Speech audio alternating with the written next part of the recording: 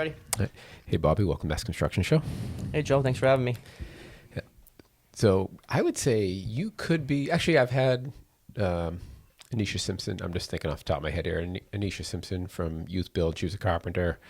I'm trying to think of the tradespeople. I mean, I had Nick Schiffer. I don't know if you're familiar with him at NS Builders. He started out as a carpenter. Now he runs that company. But from a trades perspective, yeah, you, Anisha, Nick, and then other people kind of had come up through the trades. Joe Lombardi from Shawmut, he was framing houses and then became a super. But I would say first mechanical trades for sure. Definitely. Awesome. So this is going to be fun having somebody that actually puts some work in place and just doesn't tell people what to do. So this should be fun. But you're on because a person who's a superintendent in the business shot me a message and said, hey, you should start checking out what this guy's doing. So I did. And then we've kind of, sent messages back and forth. But for people that don't know, if you go to Instagram, Blue Collar Bobby, you go on YouTube, this Dope and Tape show with you and Brian out of Atlanta. They're putting out some great content. I like it because it's both funny and educational. So I think that's interesting for people in our business. And we've talked about it on your show, but I think there's a gap in the market where people in commercial construction don't really have a place to be entertained and learn. For real. So I think you're one of the people moving into that space and doing it right. I think, in my opinion, there's a lot of people doing it in the residential world. So even NS Builders, they're putting out great content that's interesting, but you have like Fine Home Building, This Old House, HGTV, whatever it is, there's all this stuff out there. There's plenty of content around 1 and 2 family stuff, but commercial construction, it's to me, it's a gap. So what got you started with putting content out? So believe it or not, I've been posting sprinkler content on Instagram since about 2011. It wasn't always all sprinkler content, but for many years, nobody knows about it. It's a trade that a lot of people don't know about. Everyone thinks plumbing, electrical, carpentry. I went to a vocational school. They didn't offer sprinklers. I went through the plumbing trade, and I just wanted to try to spread my message.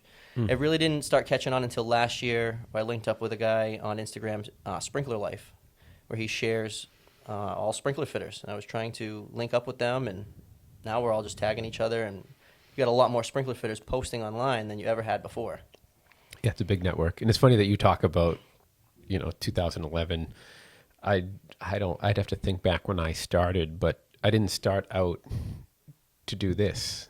I started out just sharing content that I thought was interesting. Even I started sharing content that I wanted, that I needed, because I was looking and there wasn't people sharing that stuff. So I thought that's kind of what I was doing. I figured I should share it. And then it kind of morphed into, I felt the same way about podcasts. I had learned so much about, life, health, marketing, all kinds of stuff by listening to podcasts. Where's the trade podcast? Yeah. I want, where's commercial construction? There's nothing out there. And so I said I would do it. I mean, no, I said to myself, hey, I'm just going to do this. And it seemed like you follow a similar path. Like, hey, I'm just going to start putting some of this stuff out there. At what point did it start becoming like, oh, hey, there's a need here. I should probably get a little more aggressive with this. And then maybe after that, when did it kind of roll into, let's do the podcast? What was the evolution there? So, I mean, just like anybody, your downtime, I'm scrolling, I'm consuming content, and I'm seeing all these electricians making sick videos and plumbers, and I'm like, where are like all the sprinkler fitters? I'm like searching through hashtags to try to find them. And Instagram did a thing with Reels where that's how you get people that aren't following you, right? Because I had 200 or 300 followers. That's it. People I went to high school with, my family, just a regular guy. But now with the Reels and the special hashtags and being able to tag each other, I reach people that don't necessarily follow me. And then they see the video and they might like it, and then they give a follow. And, I was getting a lot of good feedback on it. Or maybe even you could say that didn't know you, right? That first 200, everybody They all know me. Right? Exactly. And then most of them aren't necessarily sprinkler fitters. It's like I said, it's family, high school friends. So it's like, and I'm posting sprinkler content, and they're like, I needed to find sprinkler fitters. So you think it was Reels that It kind of definitely broke was it out? It definitely was the reels. See, I often think about my content, and I don't do the things to optimize for growth. I mean, maybe it's just frankly out of fucking laziness. But I'm just like, oh, like I don't want to have. I'm gonna have to edit this and figure it. So I'm just like, fuck it. I'll just post a story, right? But there are those things where you start to, leave what I call like circles. And it's funny, like I've noticed, like when I started, everybody that listened to the podcast, I knew. They knew me and I knew them. And that was what the show started as. And then it became, well, everybody that listened, either I knew or knew somebody that knew me. And I thought of it in rings, right? So at first it was just everybody that knew me and like either followed me on LinkedIn or whatever, and I had some connection with. Then it broke out into kind of secondary connections, people I didn't really know. And then it was weird. I'd say probably about 6 months ago, maybe 8 months ago, I started bumping into people and that just had no connections. Like I would either are in another state or work at a company where I know nobody. You're finally doing it. That's when you're starting to reach the. Yeah. And like so many people, like I would meet them and they're like, oh yeah, like I work at Jay Callan, and I'm like, oh, okay, they probably know Dan Charest, and Dan said listen. So there'd be some connection, but I was bumping into these people who like there is no connection. I don't know anybody that works at that place or whatever. So it's interesting. I kind of think of it in rings.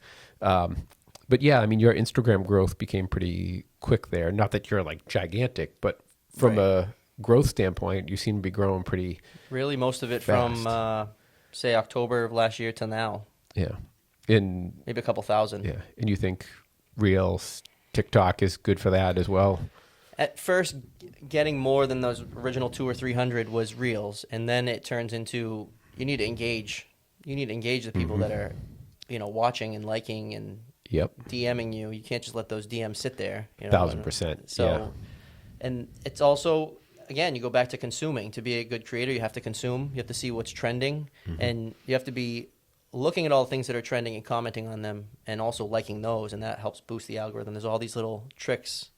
The trending audio and cutting the video. Like you could probably have a nice video right there and not even hear our audio. Just put some beat over it. It would probably, you could probably get 10,000 views on it. Yeah. Yeah. Second camera is on my list. Like, what I haven't learned, like the duets and getting the trending audio. Like I'm at a point where I'm so maxed with What you're doing. with everything.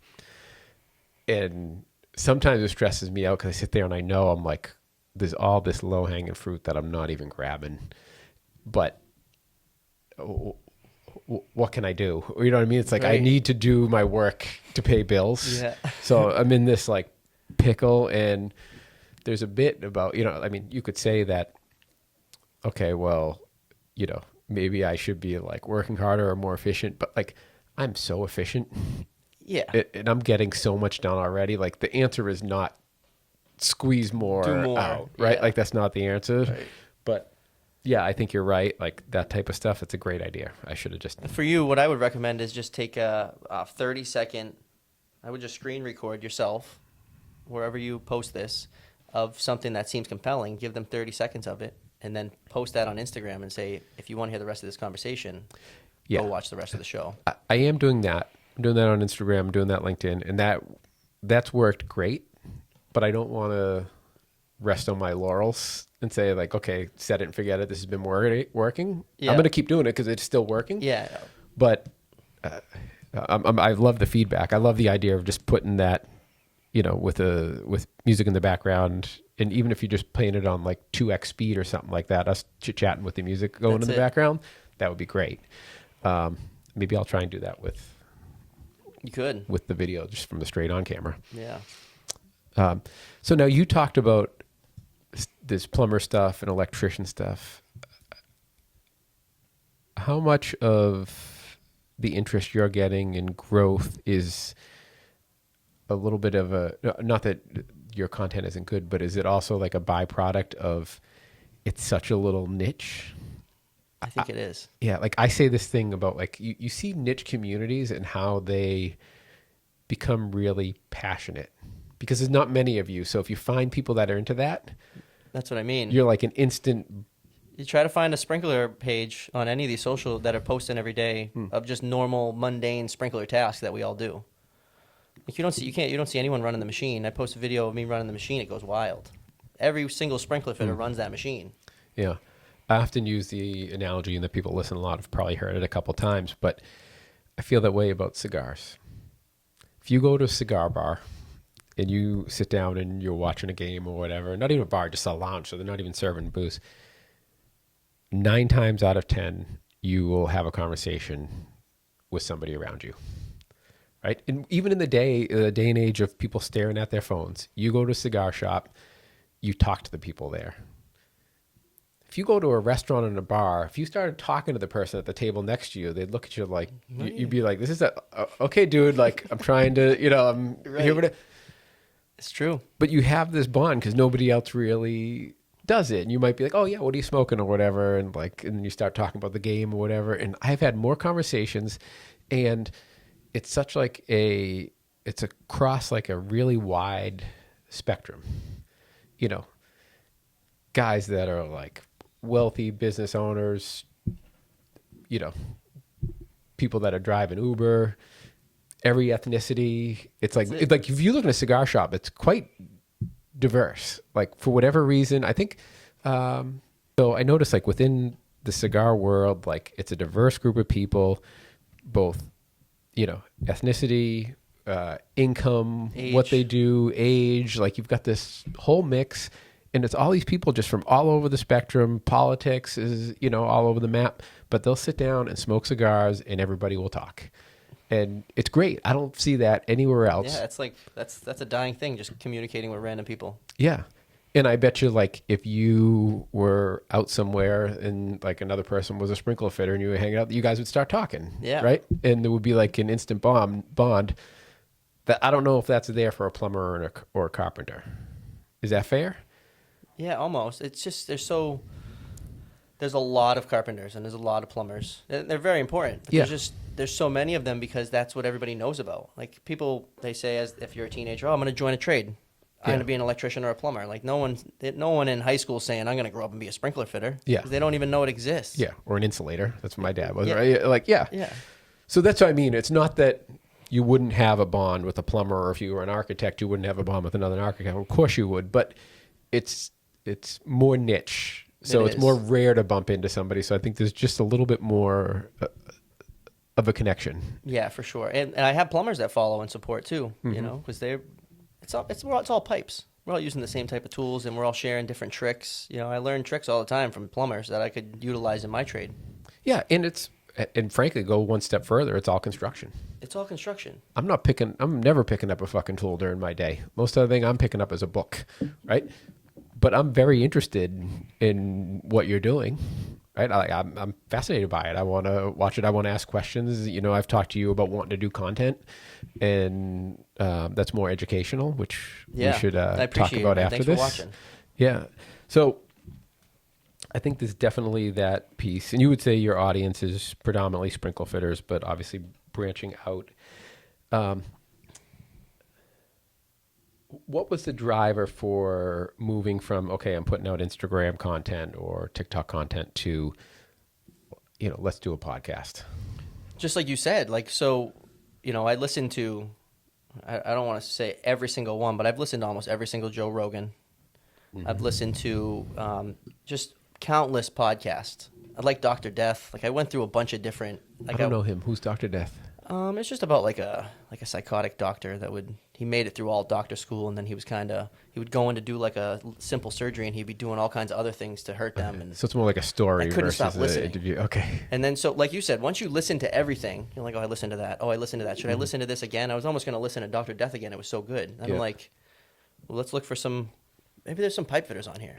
Like, let's talk like a construction podcast. Maybe we can learn something. And then I linked up with Brian, who's on Atlanta Fire Protection on Instagram, and just try and make sure you're Try and stay within like a fist of the mic. Let's just in do case, yeah. let's do a show. We were gonna do a typical podcast where we record and edit and then post like the next day, and I couldn't figure out how to edit. Yeah. Whether I had to buy the program or what. So I knew I could stream live. I knew I could grab the Zoom and I could stream it live. So it's like, let's just try that. Let's go. Yeah. And it's been good because we have a live audience really that's commenting, and they're putting questions and putting info, and they're part of the conversation. Yeah. No, It's pretty cool. yeah, having watched and been on it, it's entertaining. It's so much better when you have that engagement. I think about that. It's also challenging. Do you find it challenging to be watching the comments and There's a lot going on. carrying the And conversation? now we just added the soundboard, You're gonna need Brian to steer the ship then, while you're just that's hitting it. all So the it's buttons. kind of like I get all the buttons going, I get all my screens in play. He kind of can introduce the guest and introduce us, and that gives me like a good 5 minutes to do all. Just get because I got to be watching YouTube, Facebook, Twitch, because that's where all the comments come from. Yep. And yeah, it's awesome though. We love it. Yeah. How many hours a week do you think you're spending on content? Whew. So my kids have a strict bedtime of 8:00. Yep. I have 2 children, a boy and a girl, 6 and almost 2. When they go to bed at 8:00, I'm most likely working on content until about 11:00 at night. And so Tuesdays and Thursdays at 9 p.m. we do the Dope and Tape show. So I'm not generally making a lot of Instagram content then, but like I probably got like upwards of 20 drafts on my Instagram right now that I could just fire off. So then when I'm because another thing that I get is people say like, oh, you're spending too much time on your phone at work, but I'm really not. The guys that work with me would tell you that they're not necessarily seeing me on my phone. At coffee time, I can just press 2 buttons, post 2 reels that I've already made the night before or a week before. I spend a lot of time. Yeah. If you had to put a stab at it, do you think it's Probably 8 hours a week? No, probably way more than that. Probably like 3 hours, probably like 2 or 3 hours a day between the podcast and just communicating with people and So 15, 20 hours a week. yeah, probably. Yeah. No, it's real. I mean, enjoy it. It's a hobby at this point. yeah. And then are you just wired in a way that you can go to 11, then wake up at 4 and go to work? Yeah, man. See, I Like, don't have that. 5 hours of sleep and I am just doing phenomenal. 4 hours I'm laggy. If I sleep for 8 hours, I'd be like sore when I wake up. Like I'd be tired and like my body would hurt from laying there. And I wouldn't, those last few hours, I wouldn't actually be sleeping. I'd be like waking up and tossing and turning. So strict 5 hours is usually what I do. I wish I had that. I'm such a baby. Like, if I don't have 8 hours, you just fucking just put me to bed. Like, I'm useless, and I wish I wasn't that way. It's so bad, but like I need that sleep. I get that sleep, I'm a fucking superstar. I can just crank it, man. work Whatever all works day. for you. But I get 7, 6.5. I can like function that day. But then if I get another day of like 6.5, 7, no way. I'm getting 25% done of what I normally would. That's Oh, how wow. drastic it is. It's I don't know. I don't know what the deal is. I wish it wasn't like that, but I hold pretty tight to it. The latest I'm going to bed is 9:00. Oh, we kept you up till 10 Yeah, that's what I was gonna say. Except you, I actually drank coffee like around 4 or 5 o'clock to make it that long. to make sure I wasn't fucking, Tired. yeah, and having Yeah. like no life on your show. Like if you don't need No, that was a good show. me dragging you down. So speaking of guys you work with, what do the old timers think? The ones that know about it, they love it. They support. That's I interesting. get, and instead of putting it on there, the old timers aren't too tech savvy, most of them. So it's more, I'll receive pictures or videos via, text message from the guy. Like one of them working on a fire pump, and he's like, he's sending me like pictures as they go. It's a 2-man show. You pull it off. It's a slow process. You got to do it right, repack it, and so I take that and I just put it on Instagram. That's content, Yeah, They're supportive. yeah. As But long as I'm not the guy that they're working extra hard because I'm on my phone. Like, that's something I don't support. Don't be on the job on your phone. That's never going to be good. Yeah. No, I get it.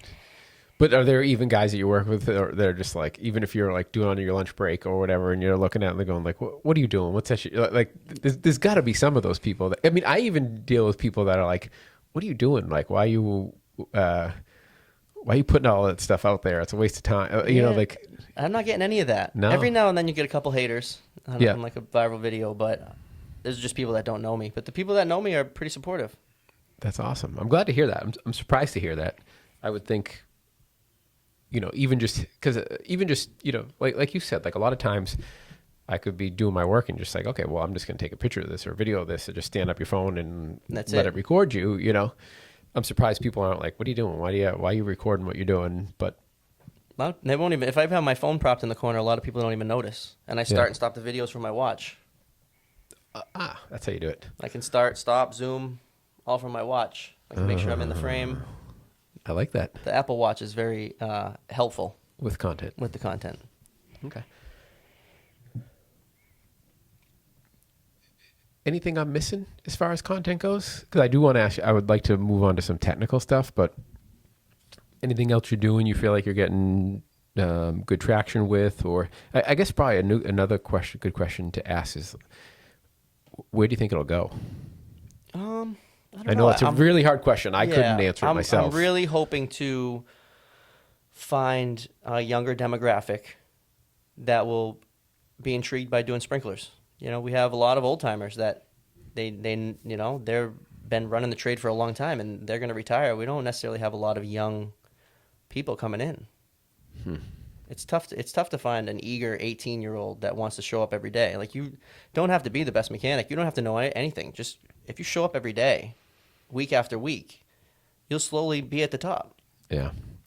I You know, I feel that way even outside of the trades. Like, the ability to be successful now, if you're willing to put in the work, and it's much easier than it was, I think.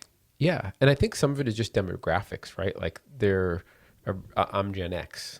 There's very few of us. Like, if you look at it from like a demographic standpoint, It was only a couple years. You guys had the shortest time frame, no? it's a short time frame, and there was just a low birth rate, and so you had the baby boomers, and you think of it like an hourglass. You had the baby boomers, where there was a ton of people. Gen X, it really narrowed down. There's very few people, and then there was millenniums, right? So people in their 40s are just we're a very small group, so there's not too many people moving into that. So you've got the old timers leaving, and there's nobody really filling that void. And when you look back at when 2008 hit, that was when Gen X folks would have been in the business 6-8 years or something like that. And if they were in construction and then all the construction dried up, they went to other places to find work. But there was already very few of them to begin with. So even if you lost only another 10% of them to some other trade because there was nothing in construction, now it's even a smaller amount. You're right. So, like, there's not too many people. Look on your job site. How many of them are in their 40s and 50s? And how many are young? And There's 19. There's a lot of young people, and there's a lot of real old people hanging on, right? I mean, So, real old for trade perspective, right? So there's nobody to fill that next level. So if you're willing to work, you can write your ticket. If you're willing to put in the time and do the work and learn your show craft up every day. Don't be calling out. Yeah, I think that's the biggest thing is people call out, or they're tired, or they stayed up too late, or whatever it was. You just got to show up. yeah.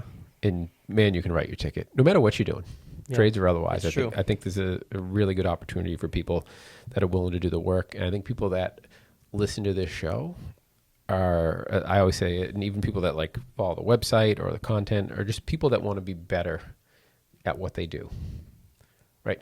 Because you could go home and play video games, smoke weed, watch Netflix, or you could listen to a podcast or read about construction or Create a learn how podcast. to, or create a podcast. Or like, the people that are looking at mass construction content are people that want to be better. And I would say the same thing. The folks that are watching you, they want to be better at their craft, right? So a lot of, and it sucks that it was like this way, but a lot of the old timers took their tricks to the grave. Like, whether they didn't want to divulge the trick because they didn't want the new apprentice to be better than them, quote unquote. I think that we're in the era of we share the tricks. And if I put the tricks out there on Instagram and I can teach some 18-year-old in Kansas how to do it a little bit faster or better, like, that's what I'm here for, you know? 1,000%. And I think when there was a lot of people, like, so when my dad was in the trades, like there was stretches where he was getting laid off because there wasn't work, and he was having to go to Maine to work in the paper mills. So that was his only option because there was just no work here. That's a hike. Right? So in a scarcity mindset like that, where, hey, work is drying up, like if, one of us has got to go, I'm not going to share my tips with you because then Makes sense. Right? Yeah. And I think now what we're talking about demographically, there's not nearly enough good skilled tradespeople. So they could use 10 more of you. So what? You helped out 2 people and they're better. It's probably good that you're going to be working with people that are better at what they're doing, and everybody's getting better, and that's a net positive. And no one's afraid. No one's afraid of being laid off. Or Another thing I'm a believer of is your helper or your apprentice, whoever's working with you that's at a lower rank, is a direct reflection of you. And so when my apprentice moves on to somebody else, I want them to say, "Damn, who taught you?" It's a great way to look at it. Not know any tricks. Yep. He's your prodigy, so to speak. You've trained him. You want to send him off to another guy that's just as good as you, and he's going to be like, "What? Did you even train this kid?" That's a great mindset. It is a great, like I don't mean this you're taking ownership of For real. that person. That's the way. Right? That's a reflection on me. Like he does. Oh, that kid's good. And like, yeah, I taught him. Yeah. I had him for his first 2 years. Like Yeah. Or they'll ask, "Oh, hey, where'd you learn all this stuff?" Right? Yep. That's a good way to think about it. Like think about it like you hear the term coaching tree. Like, oh, hey, over time, people within your company or your organization or whatever will look at it and be like, wow, everybody that apprentices under Bobby, like, they're superstars. Like, what's he doing right? We should probably have him doing X, Y, and Z instead. Or, not that you would want to do that, but you might or you might not. But, maybe we should have him go to the apprenticeship school and start doing teaching. And maybe that's opportunities that come your way. Or let's make this person a general super or an area or whatever, right? Like, only good stuff come from that when people start saying, like, they'll quickly make the connection. Yeah, well, right? I'm trying to train foremen. I'm not just trying to train a new mechanic. Yeah. Got to hopefully strive to be a foreman someday.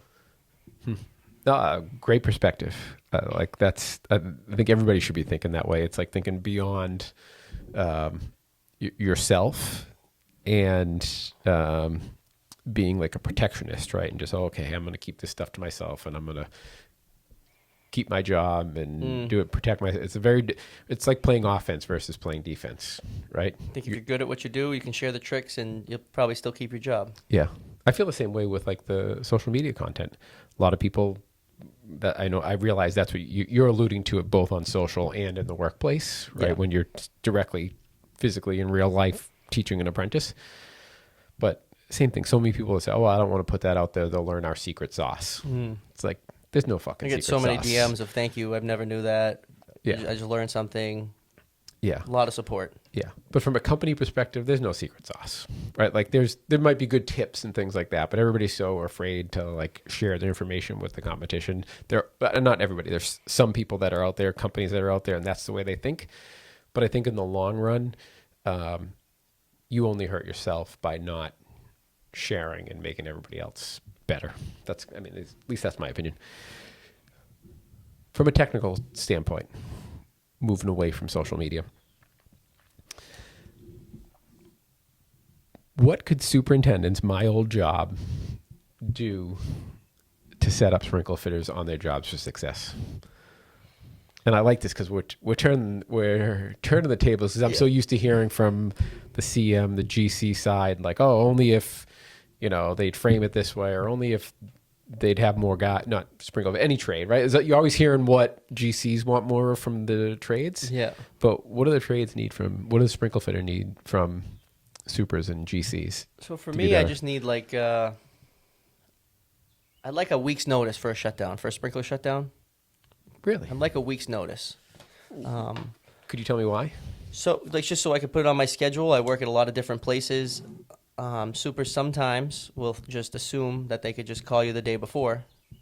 My schedule doesn't get made the day of. I'm probably scheduling a week or a week and a half out. So if you say, like today, for instance, I got a call yesterday at about noon.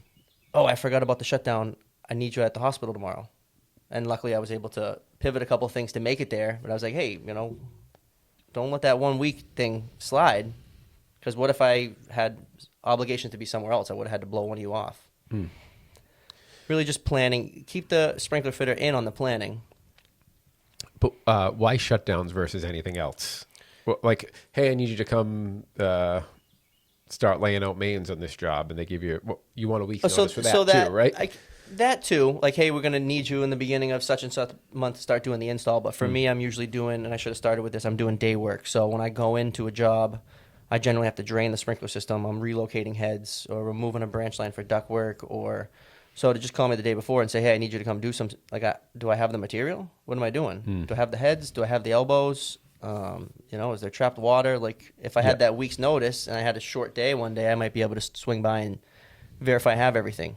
Okay. So by the nature of your work, which is mostly occupied renovation kind of work. Usually hospital work, Yep. active hospital, Yep.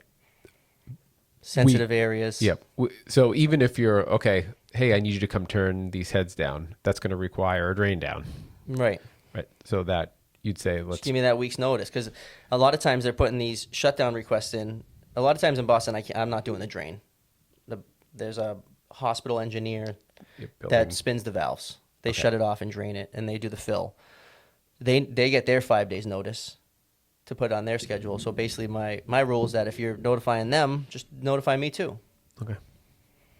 So it's not last minute, Yeah. Anything else? Another thing that I don't really enjoy is when they got you you got one small room and every trade's there on the same day. Right? Like they're supposedly putting the ceiling up, but the tin knocker's still working. I'm supposed to be piping heads in the ceiling, but the tin knocker's still working. The ceiling hasn't started. And I know a lot of times it's scheduling and they're just trying to cram it in there and whatnot, but I find myself working like over the floor guy a lot. Like, I don't, anybody in the construction industry knows that the sprinkler guy shouldn't be working with the floor guy. The floor guy's pissed when he sees me. Yeah. Huh. And then anything like those obviously mean that you can respond better and you can do a better job, right? And that's how they could help you perform better. Is there anything that would help the job go smoother that you can think of? I mean, it's kind of come a long way. The trades have transcended. I mean, if whoever's up at the top should be going first every time. Yep. If I got to go up top, I should be installing first, right? Yep. That doesn't always happen. Like maybe the duct guy will cut me, and now I got to work above him, or that sequence gets messed up all the time. I feel that the general contractors that I'm working for and the spots that I'm working, they're very good. Yeah. Yeah, I mean, you got sophisticated people working in the hospitals. Yeah, we're working for big name companies like Turner, Skanska, Suffolk. Yeah. They've been around the block, and usually those are like hospital people. Like the Suffolk teams will stay at the hospital. If there's no work at that hospital, they're probably going to go to another hospital. Yes. And so they know what they need to do as far as requests and stark walls and negative air and all that. Yeah, you don't last long over in Longwood for people listening that aren't from here. It's the medical area in Boston. Yeah. I was the building inspector for that area for quite some time, and like you saw all the same faces. And if a new person does show up, it's not unusual for 2 days later that person to be gone. But like, nope, You really turn into like a hospital worker almost. Yeah. Like that's mostly all the work that I'm doing now is hospitals. Yeah. No, it's great. I mean, you have to have the right attitude, the right approach.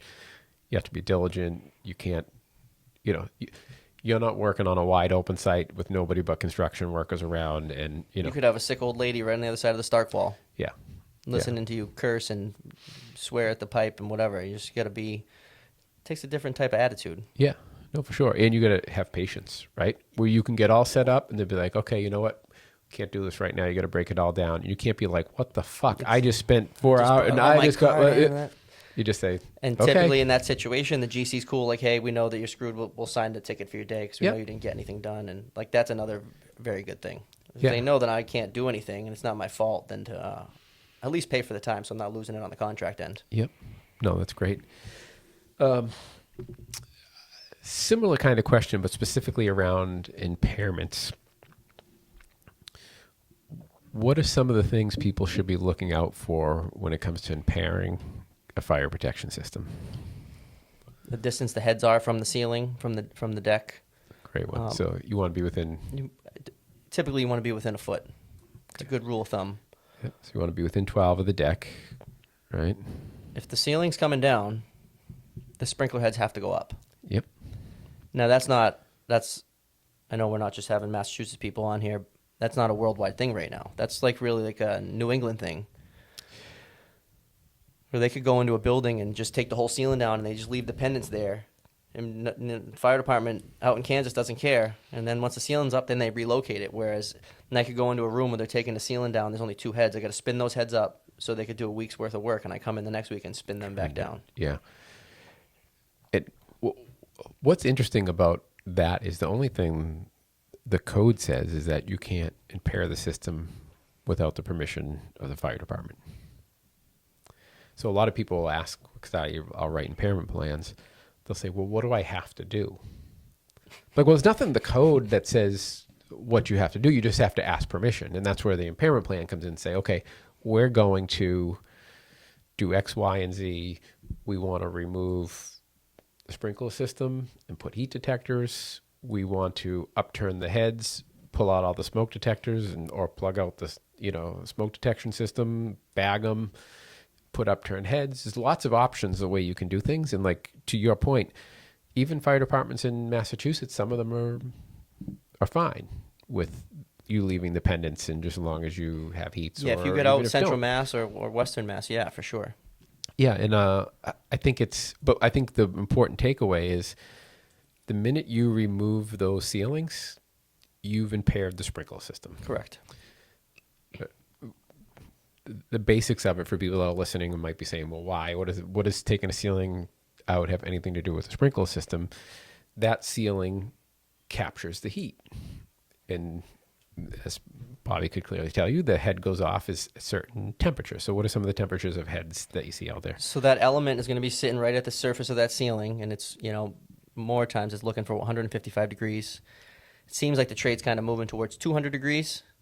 But either way, once you remove that ceiling, you might have 10 feet above the ceiling, and all that heat has to go all the way up. We all know heat rises. Yep. And the heat's going to go right past the head. And now to say the head's not going to go off, I mean, if the fire's directly under it, it probably will go off, but it's going to take a lot longer. It's not being used the way it was designed to be used. Yep. So that heat goes all the way to the deck above, and it hits 155 at the deck. And then it's got to kind of build its way down. Yeah, then it's working its way down. And how many minutes does it take to get from 155, 10 feet, or even 4 feet above, down to the old side of old ceiling height to trigger it? So we're talking about adding potentially minutes to putting the fire out. And we all know seconds matter when we're talking about fire.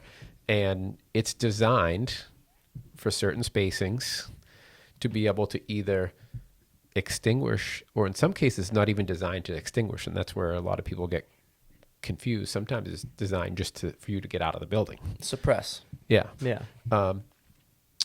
So yes, just by you take out ceiling tiles, you've impaired the fire protection system. You need the permission of the fire department or the AHJ, authority having jurisdiction, to do that work. And anyone in Mass knows that Boston Fire Department is involved. Yes. They're very involved. They read those 241 plans and they implement what they want.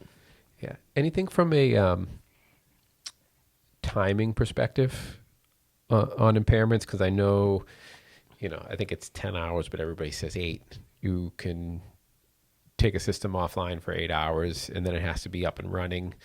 What happens if you're getting to that threshold and things aren't going well? What are some of the things that could go wrong that start to push you over that allowed window of impairment? So, and that's changed. I was actually just working up in Danvers, Mass, and to drain the sprinkler system, I needed a Danvers firefighter on site just to drain it. To drain the building or the floor? Just to drain the one floor. I had to do 4 pendants to uprights. And that's a requirement that I've only seen in Newton Wellesley. And so that, I don't know if that's going to start spreading, but just to drain the sprinkler system, I needed a fire watch from the local fire department. Yep. Another thing about timing would be that, and this kind of goes back to about the superintendents. You know, everyone works generally an 8-hour day in construction. So after I'm going to work 8 hours and then we're going to fill the system. And then there's, not saying that I have leaks because I generally don't, but if there was a leak and now I'm spilling into 8.5, 9, 10 hours. So generally speaking, you like to fill at like hour 7. Give yourself, it doesn't fill instant. Every time you fill, you're going to notice that they fill it slow. Yep. And so that's going to take 20 to 30 minutes in and of itself. And then you want to be able to walk and make sure nothing's leaking. And if it is leaking, you got to have time to drain it back down and fix it again. So I would say timing would be big. Don't force your sprinkler fitter to be installing for 8 hours and then expect him to fill on his time. Okay. So you've turned the heads up. They're ready for you to come now and drop the heads in a tenant fit out area, 10 rooms or whatever. Say, hey, can you come drop all these heads? And you're going to be there 6 to 2. In reality, you're dropping heads from 6 to 12, right? Probably like 7 to 1. Because you got to drain down. And they're not gonna be waiting for you right at 6. Yep. Generally. Okay. So you've got the drain down time. Then you've got 5 hours of dropping heads in place. And then you have to start filling because you obviously just don't want to crank the valve wide open, right? Yep. You're going to slowly fill it. You want to walk around, make sure there's no leaks. And then what's industry standard for you should watch this for? I'm assuming there's going to be like, okay, hey, we should not leave the job for half hour after we shouldn't like walk around and say, okay, no leaks, see you later, right? Like once it's up to pressure, I mean, I'd like to give it at least a half an hour once it's up to pressure because it could be airbound. If you got a tall sprig that's airbound and the head, you forgot to tighten the head and it's just leaking air for 20 minutes, pushing the air out, and then it finally starts to drip, you'd already be halfway home. And then you got to turn around and... Okay, so we do the math, right? You got the 8-hour day. You've got lunch, and do you guys take 2 coffees, or what do you do?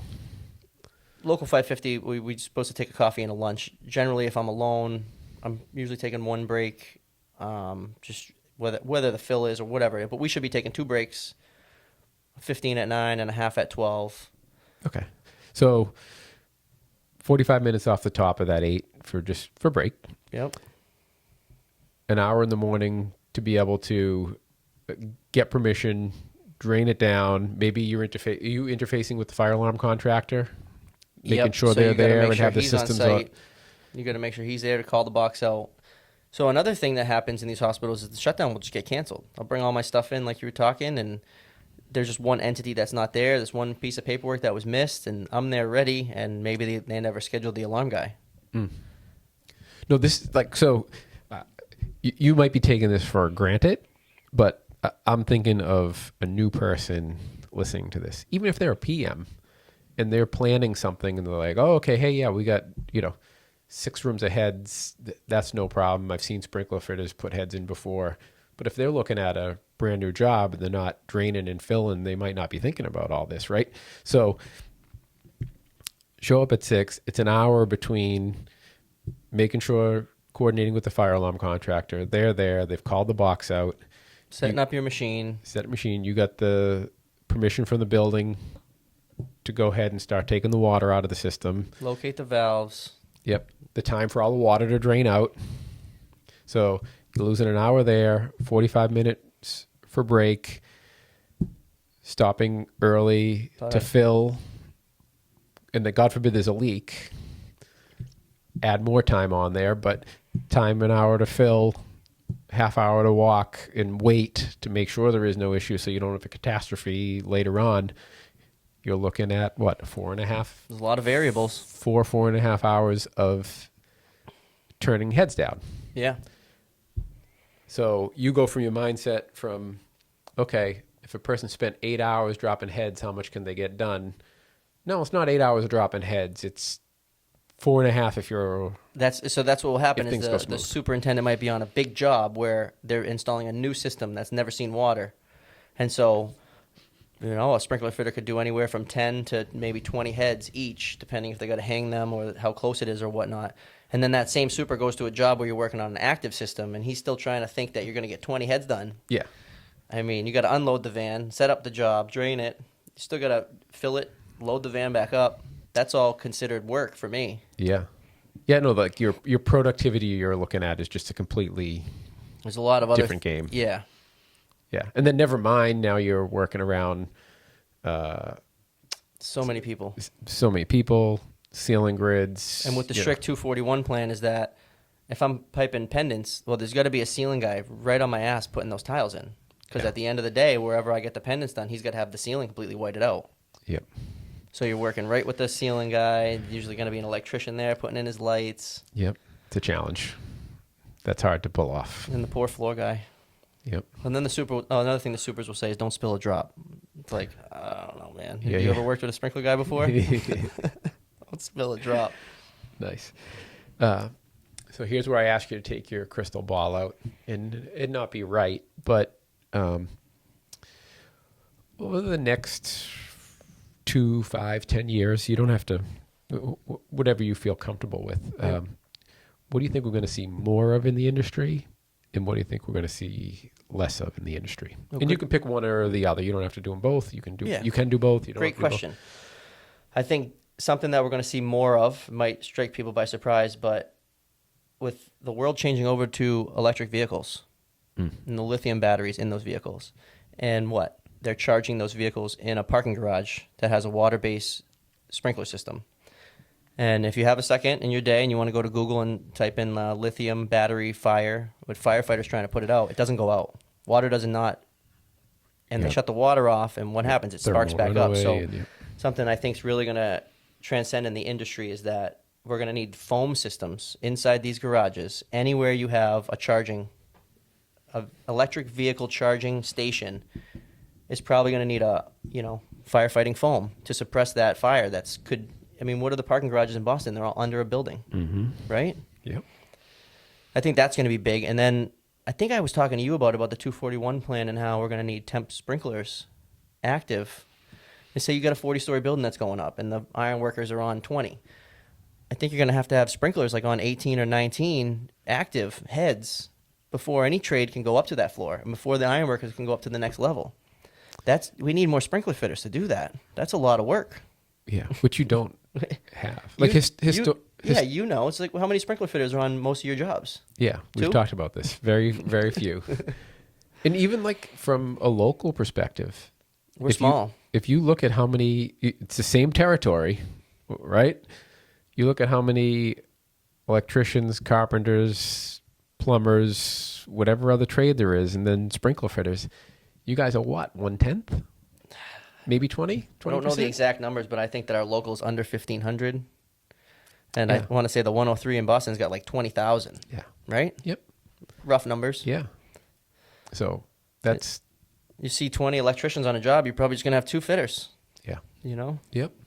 Yeah, so that will be interesting. But I think you're spot on both of those fronts. Like the lithium ion batteries are definitely something we haven't been able to solve yet. The thermal runaway is a nasty thing. Man. And, you like if you look at some of the battery fires that have happened at these plants. And they don't go out. No, it's weeks.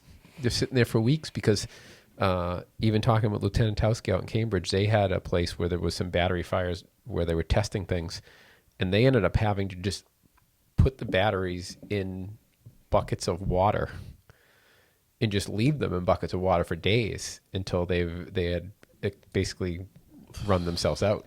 That's crazy. Yeah, it's wild, but that's interesting. So the foam systems, and then even some of these banks of batteries, they're coming up with new sprinkle systems that, if you think of stacks of batteries, you just can't put sprinkler heads on top. Like rack systems where you have sprinkler heads, so these big banks of batteries, you have to have you would have to have foam coverage within, nestled within the whole thing. That's a boatload of work. Actually, sorry, thinking of that, prefabrication What are you seeing from a? And I know you're doing the occupied reno, so it's probably not as much. Let me let Daisy in. 'Cause she's Yeah. not gonna stop. Daisy. Sorry, Larry. Don't knock Larry over.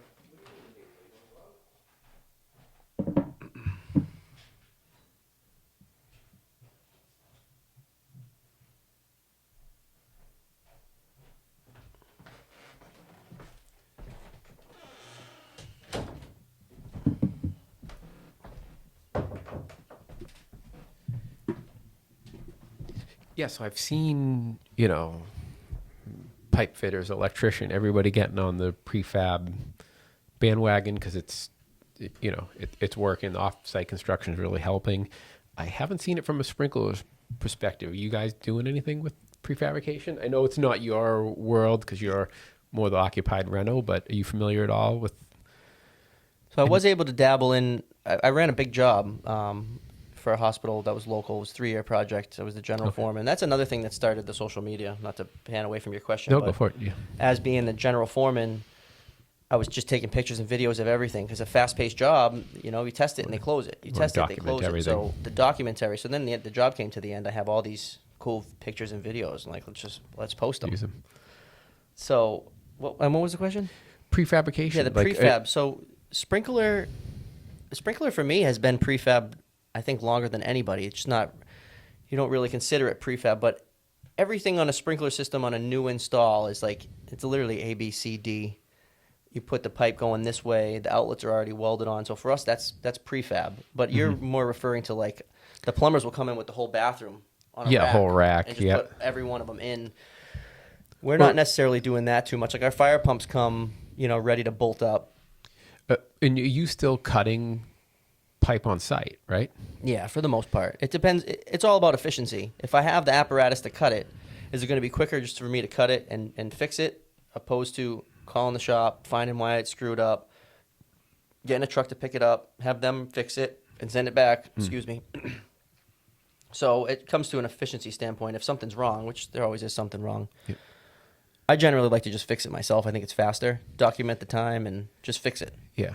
But on a new build, would you see a place where you would get pre-cut mains, you put them out down the hallway, you put the Vic fittings on, you hang them, the runouts are all pre-cut, and you're putting the elbows, and the drops are all pre-cut, and The drops wouldn't be the drops and the arm overs you would probably measure at the end for the most part. If you get a design guy out there that could hit center of tile before the ceiling's up, that's something that I haven't seen in years.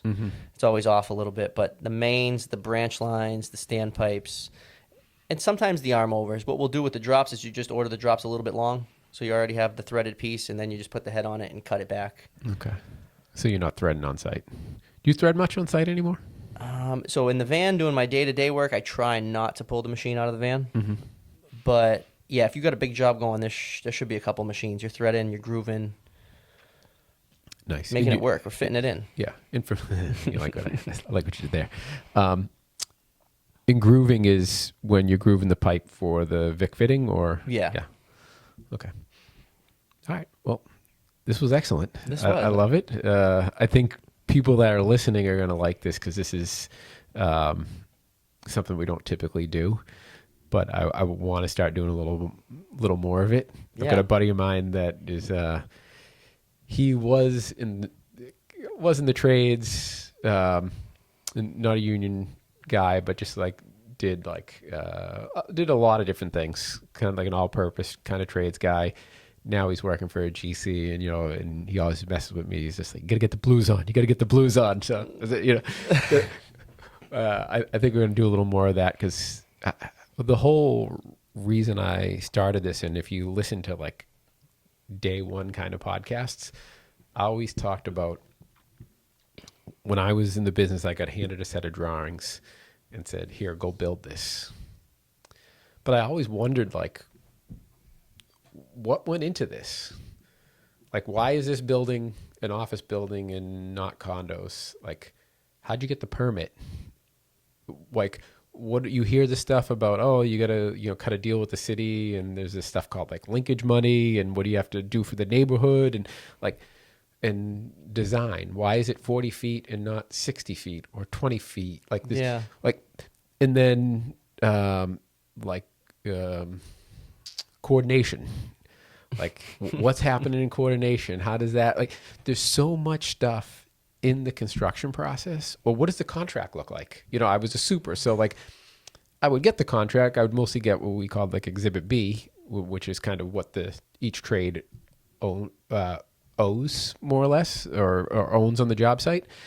So like I was dealing with that type of stuff, but like I would want to know more about the contracts, or like how do you estimate this? And like, and I did a little estimating at a small company, but estimating a little tenant fit out is completely different than estimating a mega project, Huge, right? bro. Yeah. So I always felt like there's so much that goes into building a building that I don't know about. We're just in this little piece. We know our little corner, but what about everything else? And I think it goes down to the trades too. Like I want to know, like, how are you, ordering material? How are you doing your takeoffs? Like what about especially on bigger jobs, how are you estimating manpower? Right? How many hours do you have on this job? It's a tough one. When are you going to have which guy? Like, do you have to look at, oh, hey, we have a total, we're running 20 guys.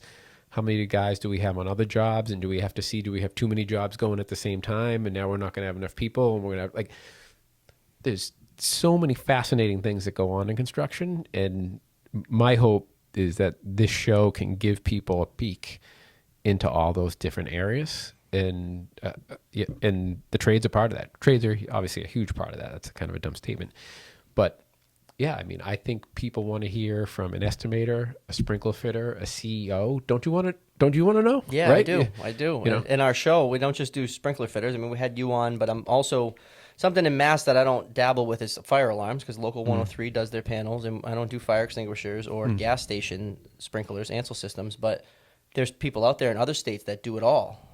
They do all those systems. I want to talk to them, and I want to learn. There's more about my trade that I can still learn. Yeah, absolutely.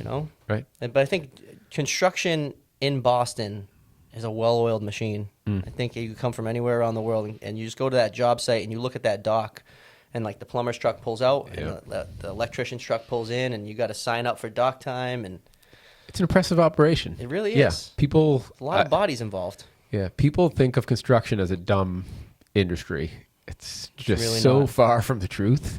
The So amount of much people thinking. that hear just generally that I'm in construction and they're like, "Oh yeah, my toilet's leaking." Do you know? And I'm like, I was like, "What?" Like, like, "Oh, could you build my deck?" I'm like, "No, I'm not. I'm not a carpenter." Like, but it's so foreign to people. Yeah. People think I'm a plumber. Yeah, People that aren't familiar with trades will just be like, I'll get questions about their sink. yeah, Like, oh, I yeah. need some silicone or something, but Yeah. Or they think you install lawn sprinklers, right? that's another thing. Yeah. What do you do during the winter? I'm like, what? What do you mean? Isn't the ground frozen? I'm like, what's that have to do with doing fire protection? Yeah. Fire protection. What's fire protection?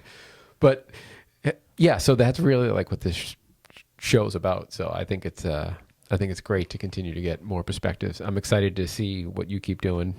Please keep me posted, like, because my consumption, I can't consume everything. Yeah. But when you bring the fire alarm folks on, or when you bring like the multi folks on, I mean, I see it on your Instagram, and then I decide which ones I want to listen to. But yeah, I'm like you, going back to like the Joe Rogan thing, like he has such varied people. 2 weeks ago, I was listening to an old one with Chris Stapleton. You familiar with the musician Yeah. Chris Stapleton? Yeah. Like, I'm not into music at all. I'm horrible. I can't keep a beat. Like, and I know nothing about music. Like, when people are like, "Oh, the pitch is off," I'm like, no idea what the right. pitch is. But I listened to him talk about writing music for 2 hours, and I was fascinated, right? And so I think if you keep doing what you're doing, and I keep doing what I'm doing, and we just learn more and more about our industry, even if it's not right in our wheelhouse, I think that's a great thing. So Yeah. I appreciate you having me on. yeah, I appreciate you coming by, and we'll talk soon.